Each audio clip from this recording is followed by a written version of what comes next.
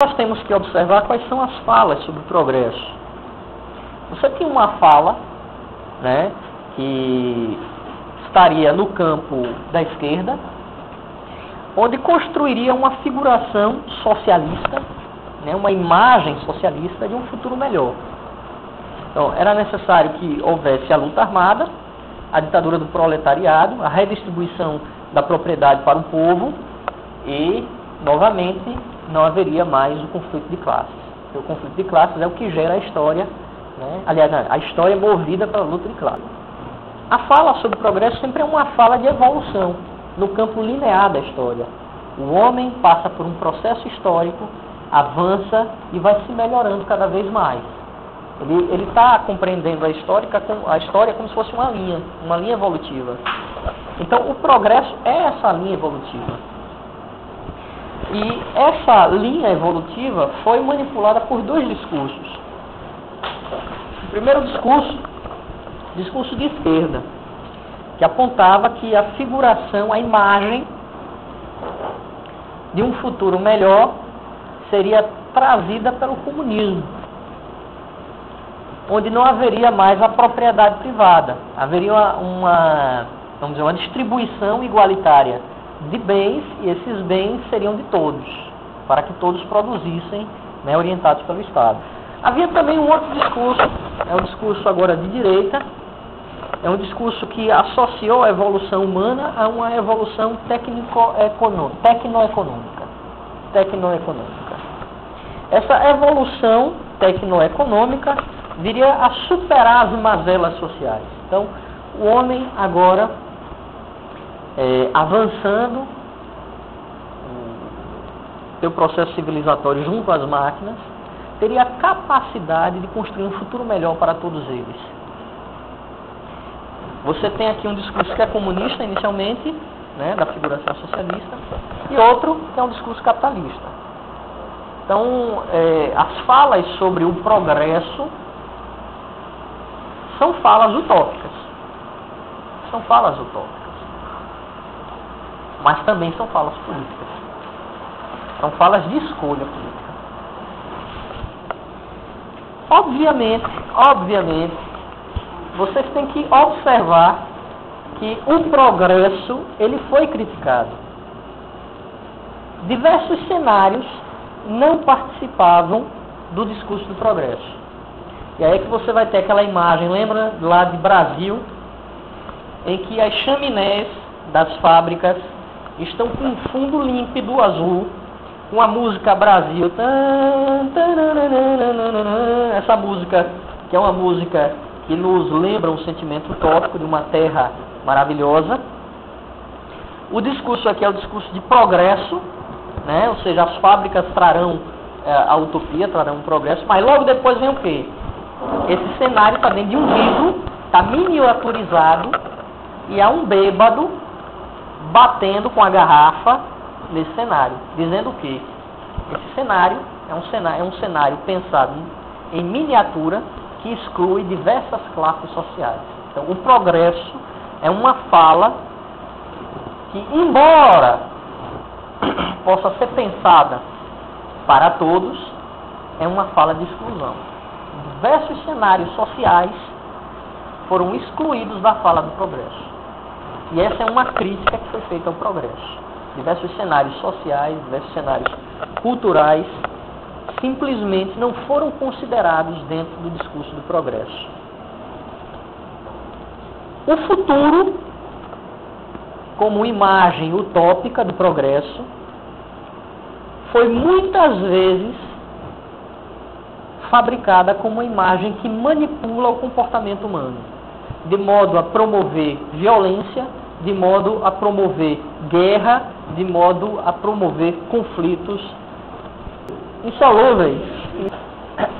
A outra crítica ao progresso, ela é geralmente feita logo lá na Guerra Fria, quando se percebe que a fala sobre o progresso, ela permite que a violência política e tecnológica da dominação, ela se afirme cada vez mais.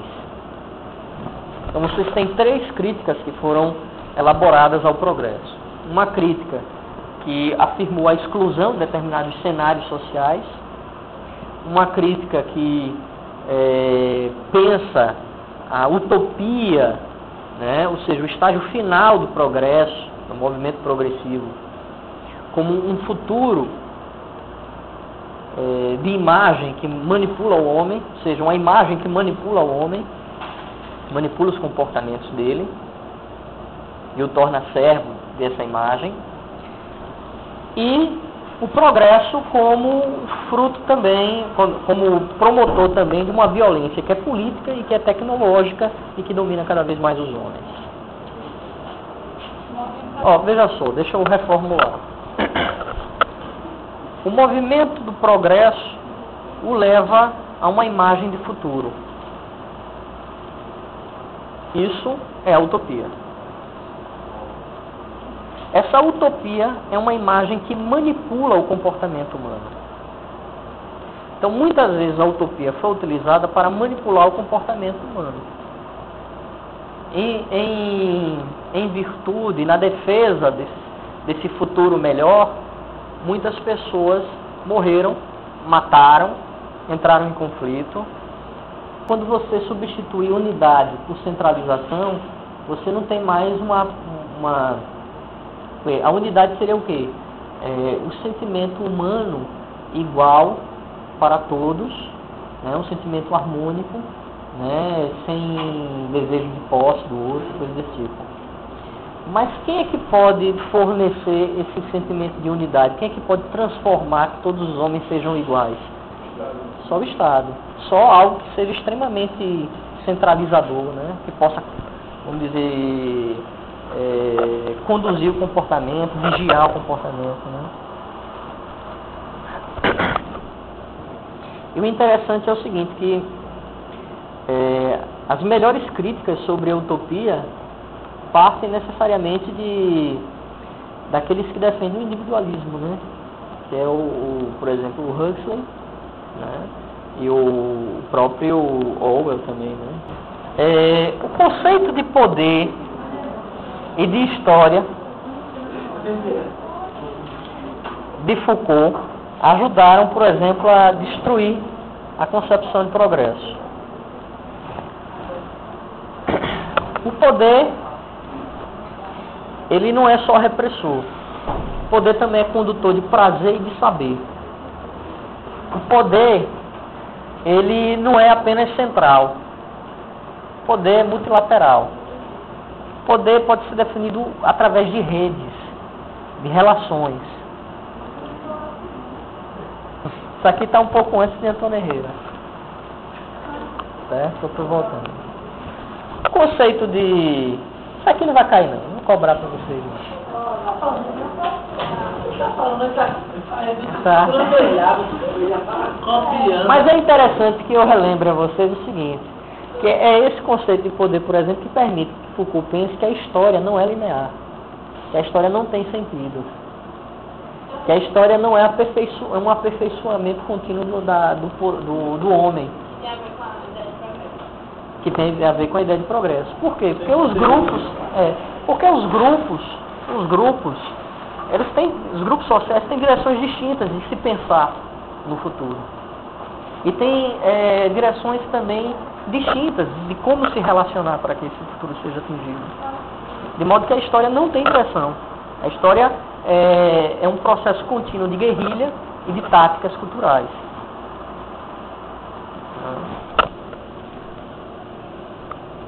Eu acho que isso aqui eu não vou falar, não.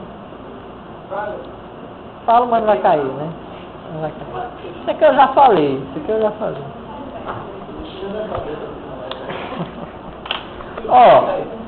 Vocês lembram também do conceito de massa? Conceito de massa de Baudrillard, né? Ou seja, que é vamos dizer, um conjunto, né, que não permite dar forma a nenhum pensamento político, social ou de sentido. A massa é simplesmente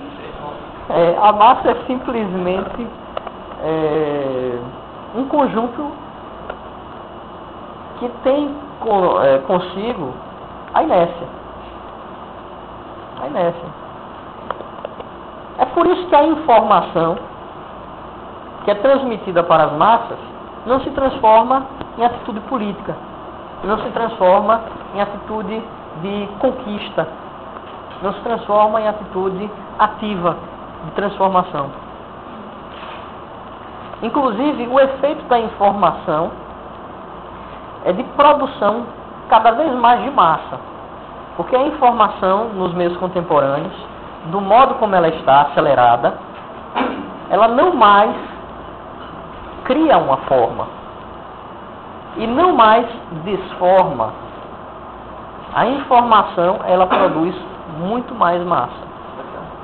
O que você fala é o que são as massas. Mas eu acho que isso, não só ele.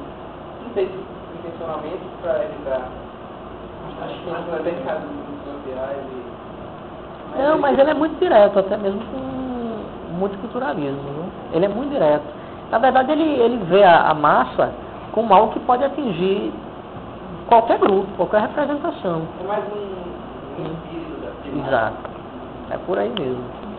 É, por exemplo, é o receptor da mídia. Qualquer receptor de mídia, né, que é o grande estudo dele,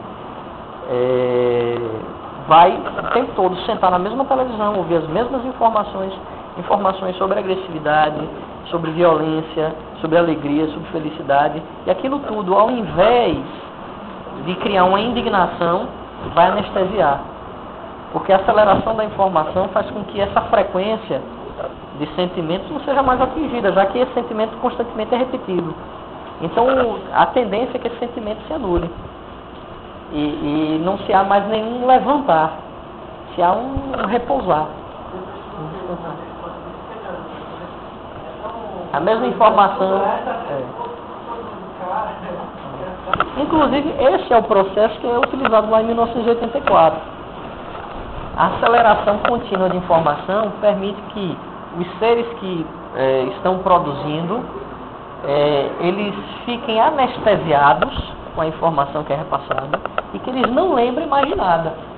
Porque no final das contas, a informação é repassada para você esquecer, não para você lembrar.